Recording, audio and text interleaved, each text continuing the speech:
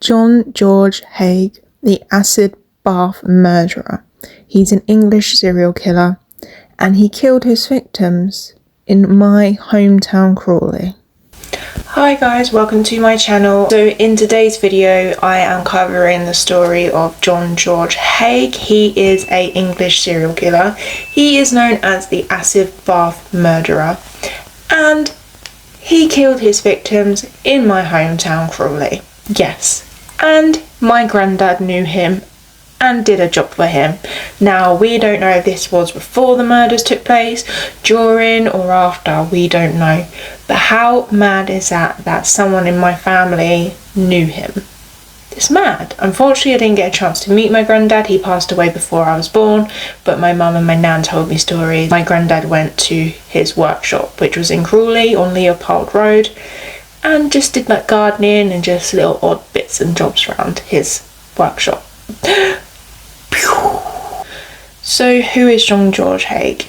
He was born 24th July 1909 in Lincolnshire, England. He was convicted of murdering 6 people, although he confessed to killing 9, but he never went down for those extra victims. Haigh either battered to death or shot his victim, and the motive behind it was money. He was in jail for money laundering, for stealing as well from his boss, from his company, and he would go after the higher class people basically. The most disturbing thing about this case is how he disposed of the bodies after he either shot them or bludgeoned them to death. He would dump their bodies in these big barrels full of sulfur acid and just willy-nilly put the bodies in until they dissolved to nothing. So he was trying to cover his tracks, because without no body, no crime, right? There is a museum called True Crime Museum in Hastings that I visited quite a few times and actually did a paranormal investigation there. I'll link the photo somewhere here. There is a whole section on him, which is mad. And they actually have the barrels. They have the actual barrels where he disposed of these bodies. Again, mind blown. It's mad. So as you can tell, it is a museum for true crime stuff, so they have other items there. If you live like down there or you live near the coast in England, I would definitely recommend going there because it's mad. To be that close to a item where bodies were disposed of, it's quite a surreal feeling. It doesn't feel real, and at the same time it's like, oh my gosh, this is mad. So who was John George Haigh? Once George killed his victims, he would forge their signatures and try and cash in like checks to get their money and all their possessions basically. So he had a motive behind it. Normally some murderers are just random and you're like, well, we don't know the motive behind them. All of his victims were known to him as well. In his early life, he was born in Stamford in England. He had a love for piano. His parents were engineer John Robert Haigh and his mother was Emily Nee Hudson. He was an only child as well. Haigh claimed that he suffered reoccurring nightmares in his childhood. He was fond of classical music and attended concerts too. He won a scholarship at Queen Elizabeth Grammar School as a choir boy. After school, he was an apprentice with motor engines. After a year, he left that job because he was suspected of stealing cash. He was 21 when this happened, and then he later on went to forge car documents. So he was a fraudster, and he knew how to play people and manipulate them. Like, he knew how to get what he wanted. On July 6, 1934, he married Beatrice Hammer. However, the marriage soon went downhill after he was caught stealing and basically done for fraud, and he was in and out of prison. While he was in prison, Betty was actually pregnant and gave birth, and they had a little girl, but they gave her up for adoption. She then left Haigh, divorced him. Haigh then moved to London in 1936 when he got released. He became a chauffeur driver to William McSwan. He was a wealthy owner of some amusement arcade. He maintained these machines at this arcade, and obviously, as we know, his motive was money. Ka-ching, ka-ching. He was like, this is a perfect opportunity for me to try and like get some money here. He then pretended to be a solicitor named William Cato Adamson in London, Guildford, Surrey and in Hastings. He sold fraudulent stock shares from the estates of his deceased clients at below market rates. His scam was noticed by someone who noted a spelling error in the way that Haigh spelled Guildford. He spelled this wrong. He missed out the D, so it was Guildford instead of Guildford. He was caught out and received a 4-year prison sentence. He was then released just after the Second World War, but he continued being a fraudster. He was like, well, prison isn't gonna stop me doing what I want to do. And he didn't learn his lesson and he kept on doing it. So after he was released this time out of prison, he was regretting leaving his victims alive of those who caught him out in this big scam. He then got fascinated with a French murderer named Georges Alexandre Sarrat. I don't know if I pronounced that right. And he had disposed of bodies in sulfur acid. So John Haigh was fascinated by him and wanted to follow in his footsteps basically.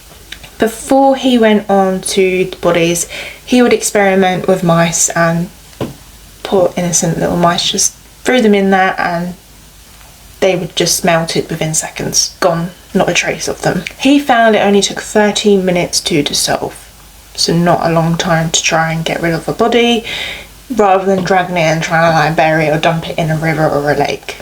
He was freed from prison in 1943. He became an accountant with an engineering firm. Soon after that, he was encountered by his former employee, William McSwan, in a Kensington pub in London. McSwan introduced Haigh to his parents, who were Donald and Amy. McSwan worked for them by collecting their rent on London properties. And Haigh became very envious of his lifestyle. He was like, I want a little bit of this. He had a little taste and was like, I want more. On 6th of September 1944, McSwan disappeared. The son, William, just disappeared without a trace. Haigh later admitted that he lured McSwan into the basement in a house in Gloucester Road. He hit him over the head with a lead pipe, killing him, and put his body in a massive container with sulfur acid and dumped the barrel into a manhole.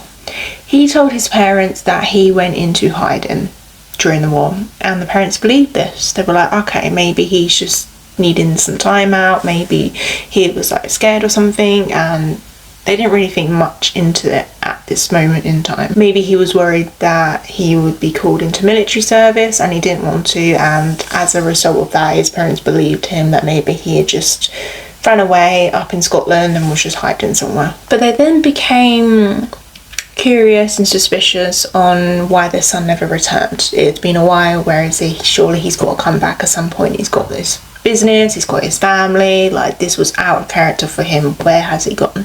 Haigh then moved into the McSwan's family house and was collecting the rents for the properties like McSwan did. So John basically replaced himself in his employer's footsteps and took over his job, knowing full well he had killed him, and parents were completely oblivious. They trusted John and were like, they just had no suspicions. It was only then they grew suspicions when the war was coming to an end. So they were like, right, if he was hiding because he was scared that he'd had to go join the army when he didn't want to and fight for his country, he would be back by now. The war was ending. There was no reason for him to be in hiding still. On July 2nd, 1945, John said to William's parents, he's come back as a surprise and I want to show you where he is.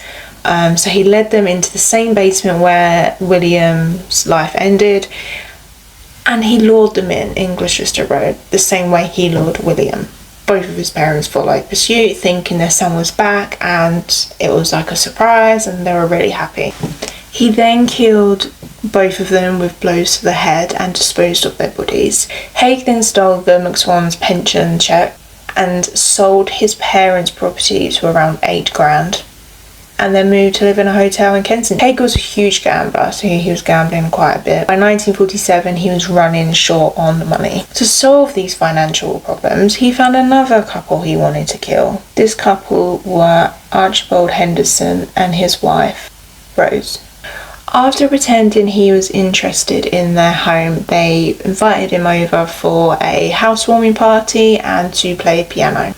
John agreed to this and said, yeah, I'll play a piano for your housewarming party, that's absolutely fine, and he did just that. While in the flat, Haigh stole Archibald's revolver gun and basically wanted to use it for his next crime. Haigh then rented a workshop in 2 Leopold Road in Ifield, Crawley, and this is mad because this is literally like a 10-minute drive from where I live. I have visited there. It's no longer there, it's been knocked down. It's now just like a driveway for the house. But it's mad to think that murders took place here in my hometown. I mean, there might have been more but that have been unsolved, but this was a serial killer. He then moved the sulfuric acid barrels from Gloucester Road to this workshop in Crawley. I don't know why he moved to Crawley. He had no family or any links here, so that was a bit odd. I still to this day don't know why. He was also known to stay at one of the hotels in Crawley, the George Hotel. I've stayed there a few times and it's meant to be very, very haunted. It's not open to the public now. It's still in use, but it's not open now. And he stayed there. On 12th of February 1948, Haigh drove Archibald to the workshop in Crawley saying, oh, there's an invention I want to show you. So Archibald was like, cool, let's go. He then later lured his wife Rose there. He killed Archibald by a shot to the head with the revolver gun, the same revolver gun that he stole from Archibald, so he was killed with his own gun. He lured Rose there by saying that her husband had fallen ill and she needed to come quickly right away. He shot her as well upon her arrival. After disposing the Hendersons' bodies, he forged their signatures again, sold all their possessions for $8,000, except for the car and dog. He kept those. Haigh's next and last victim was Olive Durand-Declan, and she was a widow of John Declan, who was a resident at the hotel that John actually lived in. And this hotel was called Onslow Court Hotel. Haigh was calling himself an engineer, and Olive mentioned to him an idea that she was interested in and just wanted to get his opinion for artificial fingernails. He agreed. He was like, great, that's fine. He invited her down to Leopold Road in Crawley on 18th of February 1949. Once inside, he shot her in the back of the neck with a .38 caliber revolver that he had stolen from Archibald Henderson. He stripped her of her valuables, including a Persian lamb coat. He plonked that into the acid bath. 2 days later, her friend, Constance Lane, reported her missing. Detectives soon discovered all the fraud and the criminal activity that Haigh has been in and investigated him and went to this workshop. They found a case containing a receipt for a dry cleaners that belonged to Olive. This was for the coat that she was wearing when she went missing and was murdered. And also letters referring to the Hendersons and the McSwans. These were his victims who he killed before Olive. The workshop in West Sussex didn't contain a floor drain, unlike the one in Gloucester Road. So to dispose of the bodies, he poured the remains of the stuff in the barrels down the drain. A pathologist, Keith Simpson, revealed that upon investigating this workshop, they found £28 worth of human body fat, part of a human foot, human gallstones, and part of a denture which was later identified as Olive's. Haigh asked a detective inspector, Albert Webb, tell me frankly, what are the chances of anyone being released from Broadmoor? The inspector said he can't discuss this sort of thing. And then Haigh replied with, well, if I told the truth, you wouldn't believe me anyway. It sounds too fantastic to believe. Haigh then confessed to his murderers of Olive Durand-Declan, the McSwans and the Hendersons. He later then confessed to killing 3 more victims, although this was never proven.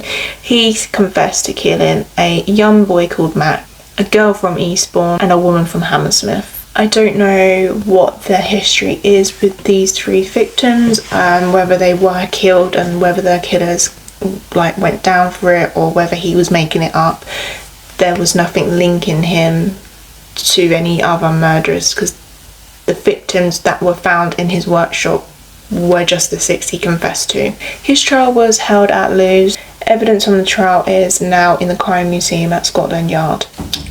Haigh pleaded guilty very quickly, claiming he drank the blood of his victim. He said he had dreams of being dominated by blood and drinking it, and yeah, he just wasn't right in the head. Haigh had no remorse for the killings of his victim. He actually believed that because he disposed of the bodies with sulfur acid and there was no trace of like the bodies, he would get away with the crimes, but they weren't disposed of properly. Like, the bag was found from Olive and a leg was found, and he obviously left evidence laying around the workshop that linked it all back to the victim. So he wasn't as smart as he thought he was, and he couldn't have been, because he got caught so many times for fraudulent activity. So he was not smart. On 10th of August 1949, John George Haigh was hung by prosecutor Albert Pierrepoint. He was hung at Wandsworth, and he was just 40 years old when he died. It's still so crazy to think that a serial killer was killing victims literally like round the corner from where I live. I say round the corner, it's about a 10-minute drive, and I've been there and I've seen where this workshop once stood, and my granddad knew him. It's just really mind-blowing. Crazy. I'm glad he got caught. If you liked, please give it a like and subscribe to my channel for further true crime stories and horror supernatural related things. Hope you have a great day wherever it is you're doing. See you guys soon. Bye.